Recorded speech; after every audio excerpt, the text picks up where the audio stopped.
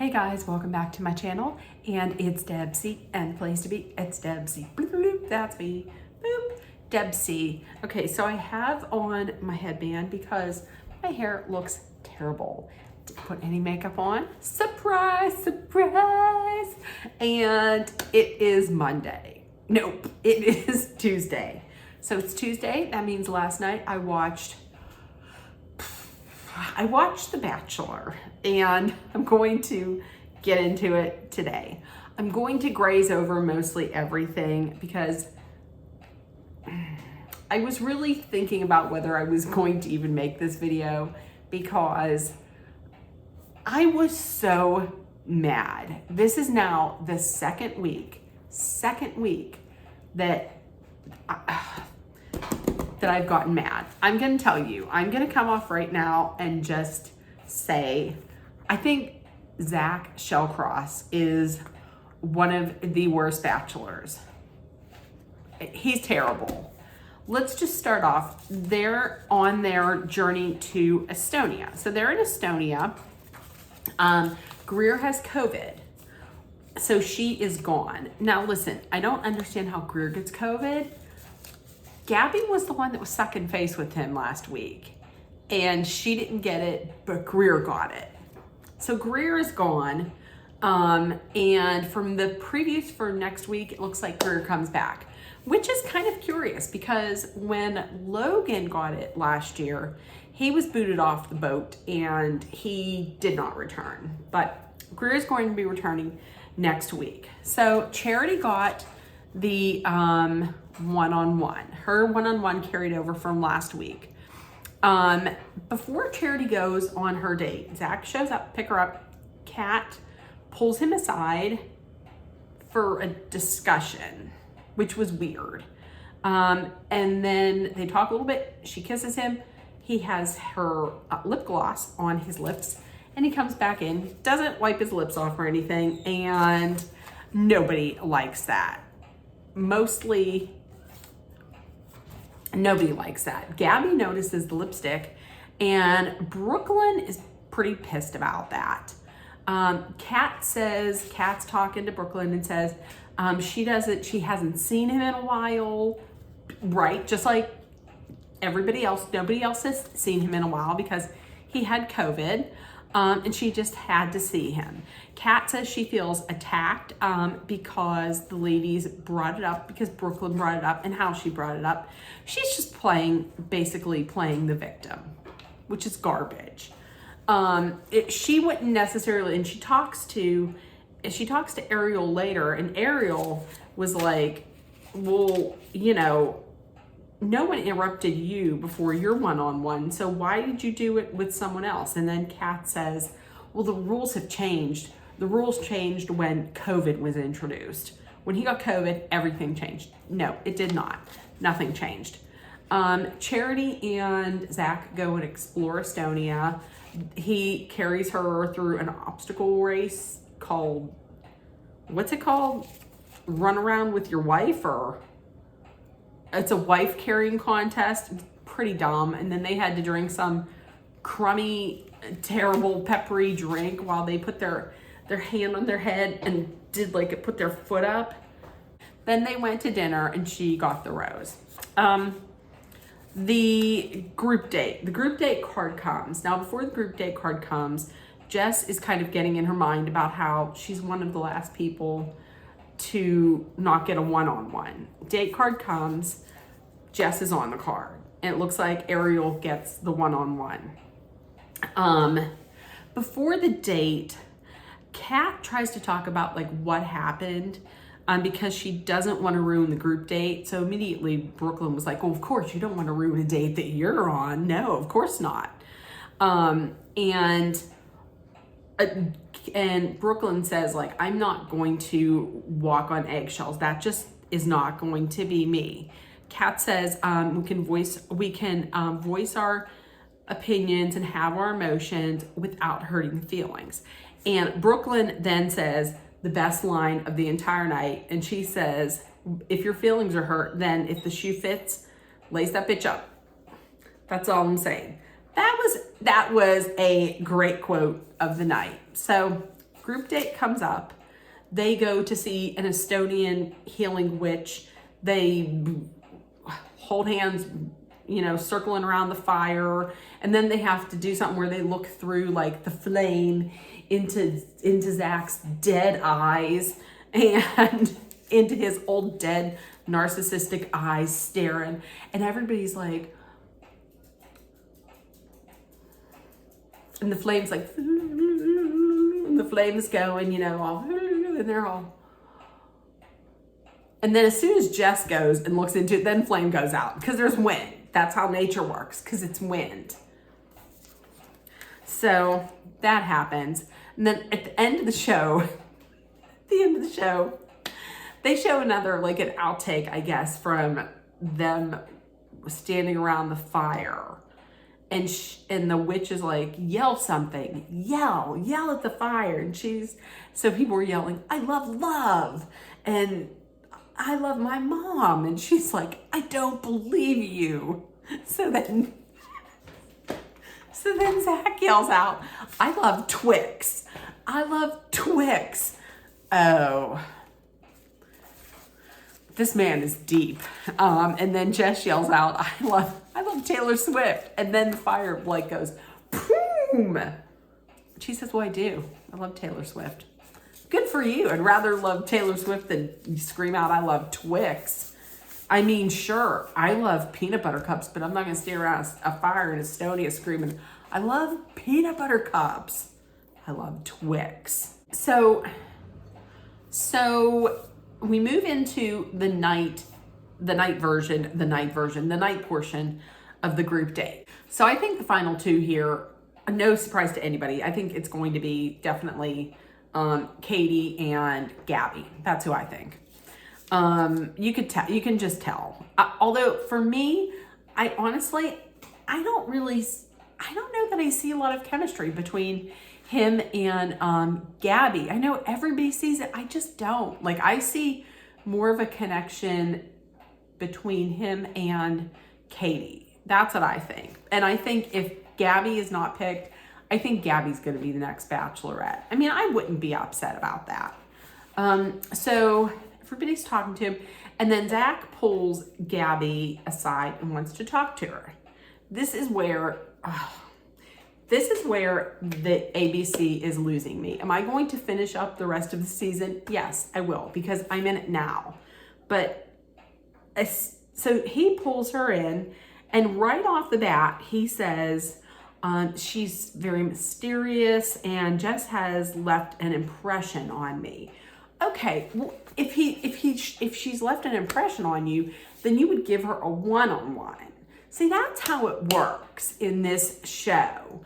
The one-on-ones are for people who you either have a very strong connection with and you want to explore that and you want to learn more about them, or it can also, I've seen, be used when you maybe are unsure of that person and you take them there and you see if maybe if you want them to open up more, you see if they open up more, or you learn more about them, and then you know. So that's how it goes. I'm pretty sure he knew about this before he decided to be the Bachelor, before he decided to be the most boring Bachelor in the history of Bachelors. Listen, you see this? This could be more interesting and more personality ridden than Zach Shallcross. I'm sorry. He's boring.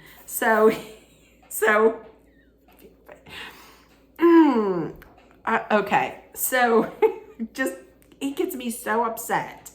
So, okay, let me regroup. So yeah, so he really left an impression on her, but yet he hasn't given her the one-on-one. A one-on-one completely makes sense if you're stupid. If you're stupid. So listen, this next part, I'm going to be all over the place. This is how in my mind I was last night. My mind was like that. So, okay. So she says, understand why he doesn't understand her. She says to him, I'm okay, but I'm getting in my head a little bit. I'm a little worried because I'm the last person to not get a one-on-one. And I really wanted that one-on-one to like open up and to show you more of how I am and to become more relaxed. And this is how it's done. And he is really just like he is just really not understanding this at all. And I don't understand how he doesn't understand this. He was on The Bachelorette before. It's the same exact thing, but the roles are switched. Like, you were competing with other guys, but they had one-on-ones there. So she is basically just like, she's saying about how I would really like this to like strengthen our connection. But, you know, without the one-on-one, I really feel like I am maybe, you know, my connection isn't as strong. And he's like, well, I don't know why you think that the one-on-one is the thing that you need. The one-on-one isn't that important. I don't understand what's so important about the one-on-one. And his face just went like, it wasn't even like a look of like, I don't understand. It was like a look of like, I don't know, like he's just, not that he's dumb, but it's just that she was saying something that went against what he thought. So he just got that narcissistic look on his face, that look of like, well, part of it was dumb, part of it was dumb, but it's that look that like whenever someone is going against what he thinks, then he just shuts down. Like it just shuts down. And then he used the phrase that whenever this phrase is said, that person then goes home. He said, well, there's a disconnect. Now listen, before he's talked to her, he said, I'm very confident. Okay. And then she voices her opinions and he then says, I'm not that confident. Well, what changed? 2 minutes ago, you were real confident in your connection with Jess. I don't understand. The only thing she wanted, listen, I get it that she said, I know how this works, but here's the thing. And I know that he's dating like what, 7 other women at this point, like 6 other women at this point, or 8 other women at this point besides her. But here's the thing. She basically just wanted for this to be like a normal situation for just one night. Like she said, if I'm dating someone, I just want to have quality time and go on a normal date. And a normal date is not you and the guy you're dating and 5 other women. That's just not. She just wanted to have that normal quality time. I don't understand what's so difficult to understand about that. And you could tell, and she was talking, and then he just didn't say anything. And you could see at the point where it was her ick moment where she was like, nope, done with this. And she basically just said, listen, I'm not going to beg for you. And that's it. I'm not going to beg for you. And then she in my mind self-eliminated herself because she got up and she walked out. He goes back in and he's like, I had to let her go. You did not let her go. Listen, she got up and she walked out on her own. She wasn't even like, please. She was the one who was like, I'm not begging you. Forget it. I'm not doing none of this on national TV. And she got up and she went out and that's it. And now he's all crying. I didn't see that coming. You didn't see none of it coming. You're too stupid. I'm not joking. I'm sorry. If anybody really likes him, I'm sorry if I offended you for saying he's stupid. But listen, this is the 2nd week in a row that when somebody doesn't say something that he likes or doesn't completely go with what he thinks, then he acts like that. no, that's a red light for me. That was a red light last week, and that's a red light this week. I guarantee, listen, I 99.9% think this is how he acted in the fantasy suite with Rachel last season. And that is the reason why he was gone. I'm going to tell you, you can't tell me otherwise that isn't what happened, because I think that's what happened. So he says there's no group rose being handed out on this date. Kat gets all nervous, starts crying a little bit. The next day, Ariel and Zach went on a date. They went to a nudist sauna. That's how they pronounce it there, sauna. They were like followed around by some naked old Estonians. And then Ariel didn't even, you know how there's usually a night date and they go and they have a nice dinner? She didn't even get a night date. They were just like, we're going to sit you down on a bench and we're going to laugh and then I'm going to give you this rose. How about that? She's like, my God, yes. So I didn't pay too much attention to the cocktail party because I was over it and I'm done with it. And I'm almost done with him. But Kat got a rose. Of course, Kat got a rose and Allie didn't. So Allie's gone. Good for you, Allie. You got out of there. Consider yourself lucky. Listen, once again, if you love Zach, good for you. I'm stuck in this and I'm going to watch it until the very end. But I can't with him anymore. He's terrible.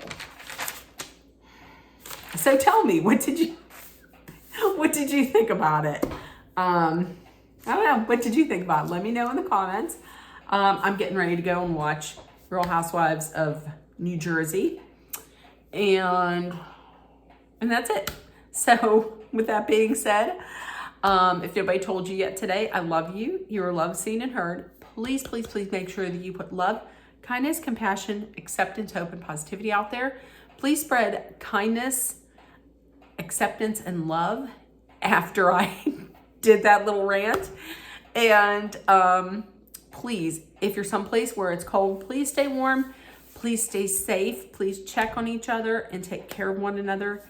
And I love you guys. Have a great evening and a great rest of the week. Bye, guys.